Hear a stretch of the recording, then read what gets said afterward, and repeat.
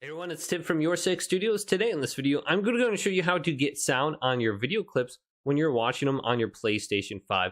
So if you do not have any sound when you're watching video clips through the capture gallery, when you're in Share Factory, or you're watching like a recent gameplay, what you want to do is press the PlayStation button, open up the quick menu, then go on over to the little sound speaker icon right here, go on down to where it says video, and make sure this is increased all the way.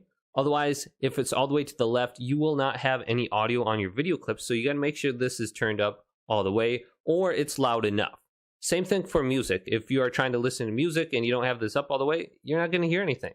So now you can go back to Share Factory or even the capture gallery. So let's go back to the home screen here. Then go on over to my media gallery right here. And I can see all the video clips under here. And this could also apply to YouTube or other applications as well. Just make sure the video sound is up all the way so you can actually hear video clips. So if this video did indeed help you out, leave it a big thumbs up and subscribe to my channel down below for more tech help videos coming up next on YourSixStudios.